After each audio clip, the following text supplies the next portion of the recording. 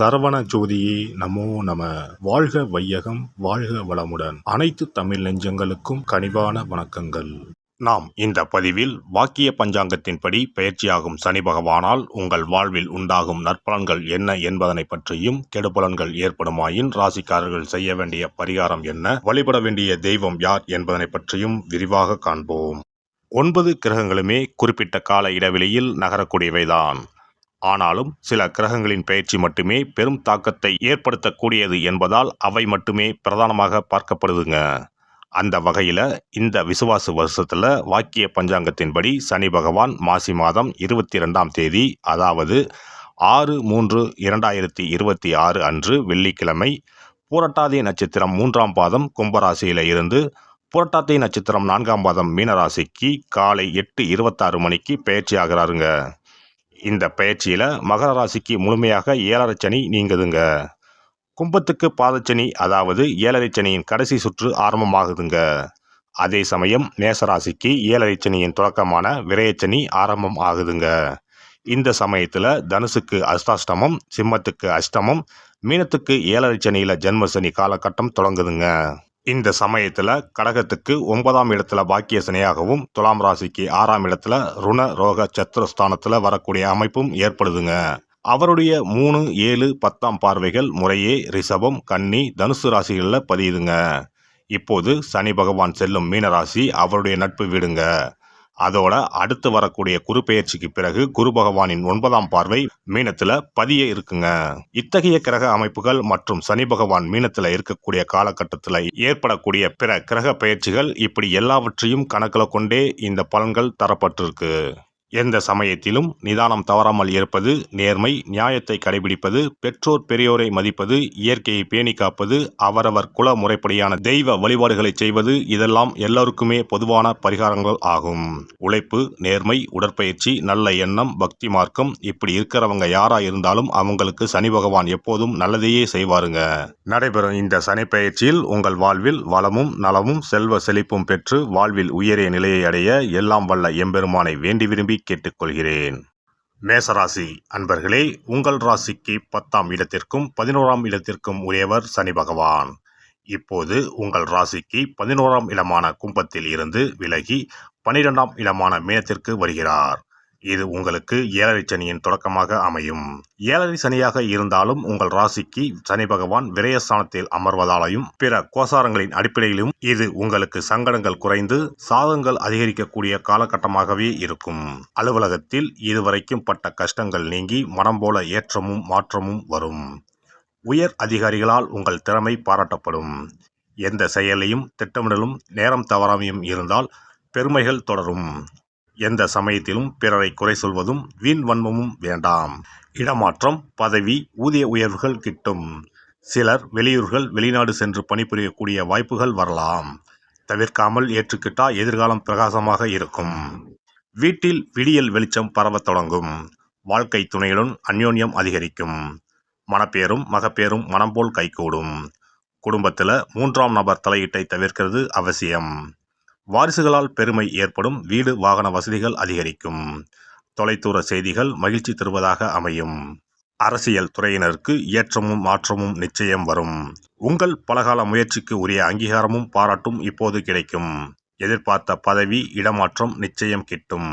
இந்த சமயத்தில் சோம்பலை விரட்டிவிட்டு முழுமையான கவனத்தோடு செயல்பட்டால் நீண்ட நாள் கனவுகள் நனவாகும். செய்யும் தொழிலில் சீரான வளர்ச்சி ஏற்படும். முதலீடுகளை நேரடியாக செய்யுங்கள். முயற்சிகளில் சோம்பல் சுணக்கம் தவிருங்கள். அயல்நாட்டு வர்த்தக ஒப்பந்தங்களில் கையெழுத்திடும் போது நிதானம் தேவை. பெண்களுக்கு யோகத்தின் அளவு அதிகரிக்கும். மனம் போல் மணப்பேரும் மகப்பேரும் கைகூடும். அதே சமயம் வாழ்க்கை துணையுடன் மனம் விட்டு பேசுங்கள். கர்ப்பிணி பெண்கள் கூடுதல் கவனமாக இருக்க வேண்டும். மாணவர்களுக்கு திறமைக்குரிய பாராட்டும் மேன்மையும் நிச்சயம் கிடைக்கும். சோம்பலை விரட்டிவிட்டு தினமும் விடியற்காலையில் எழுந்து இஷ்ட தெய்வத்தை கும்பிட்டுவிட்டு படிக்கிறவங்க அதிக நன்மை பெறலாம். கலை படைப்பு துறையினருக்கு வாய்ப்புகள் தொடர்ச்சியாக வரத் தொடங்கும். புறம் பேசும் நட்புகளை இனம் கண்டு ஒதுக்குங்கள். பயணங்களில் வேகம் வேண்டவே வேண்டாம். நடந்து செல்லும் போதும் கூட கவனச்சிதறல் ஏற்படும்படியான செல்போன் பேச்சு கூடாது. நரம்பு தூக்கமின்மை, சுளுக்கு உபாதைகள் வரலாம். தினமும் சிறிது நேரமாவது கண்டிப்பாக உடற்பயிற்சி செய்யுங்கள். இந்த சனி பெயர்ச்சி காலகட்டத்தில் ஒரு முறையாவது மந்திராலயம் சென்று ராகவேந்திர மகானை வணங்குங்கள். வியாழக்கிழமைகளில் முருகனை கும்பிடுங்கள். வாழ்க்கை சீராகவும் சிறப்பாகவும் இருக்கும். சிறப்பு தொகுப்பு. சனி பெயர்ச்சியால் ஏற்படும் பாதிப்புகளை சரி செய்யும் சக்தி மிக்க 10 பரிகாரங்கள். சனி பகவானுக்கு உரிய சனிக்கிழமைகளில் விரதம் இருந்து அவரை வழிபடுவது மகத்தான பரிகாரமாகும்.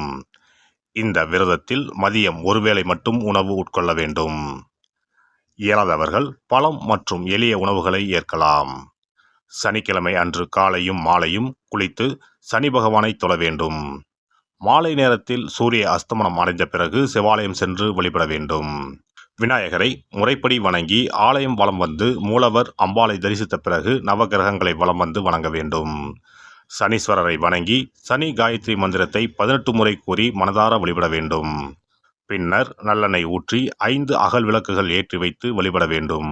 சனீஸ்வரர் தனி சன்னதியில் இருந்தால் அந்த சன்னதியின் முன் நல்லெண்ணெய் தீபங்கள் 5 ஏற்றி வைத்து வழிபடுவது விசேஷம். அருகிலேயே கிழக்கு நோக்கி அமர்ந்து சனீஸ்வரனின் சுப அருள் கிடைக்க வேண்டும், சனிதோஷ பாதிப்புகள் அகல வேண்டும் என்று பிரார்த்தனை செய்து வரலாம். இயன்றவர்கள் அன்றைய தினம் மாற்றுத்திறனாளிகளுக்கு அன்னதானம் வழங்குவது விசேஷம். சங்கடகர சதுர்த்தி தினத்தில் விநாயகருக்கு 8 சிதறு தேங்காய்களை உடைத்து நெய் தீபம் ஏற்றி அர்ச்சனை செய்து வழிபட்டால் சனியின் பாதிப்புகள் குறையும். அதேபோல் வெள்ளிக்கிழமை தோறும் அதிகாலை நீராடி அருகம்புல் மாலை சாற்றி அரசமர பிள்ளையாரை சுற்றி வந்து முறையாக வழிபட்டால் சீரும் சிறப்பும் நாடி வரும். தோஷங்களை எல்லாம் போக்கும் சக்தி பிரதோஷ வழிபாட்டுக்கு நன்மை உண்டு. அதிலும் சனிக்கிழமைகளுடன் இணைந்து வரும் சனி மகா பிரதோஷ நாளில் நந்தியையும் ஈஸ்வரரையும் வணங்கி வருவது சிறப்பான பரிகாரமாகும். அப்போது சுவாமி நந்தி அபிஷேகத்துக்கு பால் வாங்கி கொடுக்கலாம். அது மட்டுமின்றி திருக்கோவில் விளக்கேற்ற எண்ணெய் வாங்கி கொடுப்பதும் சிவாலயங்களில் வில்வத்தலத்தால் அர்ச்சனை செய்து வழிபடுவதும் மிக உன்னதமான பரிகாரங்கள் ஆகும். பொதுவாகவே சனி பகவானின் தானியம் எள். அந்த எள் எண்ணெயில் அவருக்கு விளக்கு ஏற்றி வழிபடுவதால் நன்மைகள் பெருகும். சனிக்கிழமை விரதம் இருந்து எள் எண்ணெய் தேய்த்து ஸ்நானம் செய்து சனி பகவானுக்கு உகந்த எள் எண்ணெய் விளக்கிட்டு எள் சாதம் படைத்து சனிக்கவசம் ஓதி வழிபடுவது சிறந்த பரிகாரமாகும். வெள்ளிக்கிழமை இரவு எள் தானியத்தை கரும்பட்டு துணி அல்லது கருமை நிற காகிதத்தில் வைத்து மடித்து தலையணைக்கு கீழ் வைத்து படுத்து உறங்கவும். மறுநாள் காலையில் எள் எண்ணெய் தேய்த்து குளித்து முதல் நாள் மடித்து வைத்த எள்ளை வடித்த சாதத்தோடு கலந்து நைவேத்தியம் செய்து காக்கைக்கு வழங்க நன்மைகள் ஏற்படும். சனி தோஷங்களை போக்கி நன்மைகளை உண்டாக்கும் கண்கண்ட தெய்வம் ஆஞ்சநேயர். ஆகவே இயன்ற போதெல்லாம் அனுமனுக்கு வடைமாலை சாத்தி துளசி மாலை அணிவித்து வெண்ணெய் அர்ப்பணித்து வழிபட்டு வந்தால் சனிதோஷ பாதிப்புகள் நீங்கும். வீட்டில் நலப்புராணம் படிப்பதாலும் நேரம் கிடைக்கும் போதெல்லாம் ராமநாமத்தை உச்சரிப்பதாலும் பாதிப்புகள் நீங்கி பயனடையலாம். ராமநாம ஜபம், சுந்தரகாண்ட பாராயணம் என குழுவாக இணைந்து கூட்டு பிரார்த்தனை செய்வது மிக அற்புதமான பலன்களை பெற்றுத்தரும்.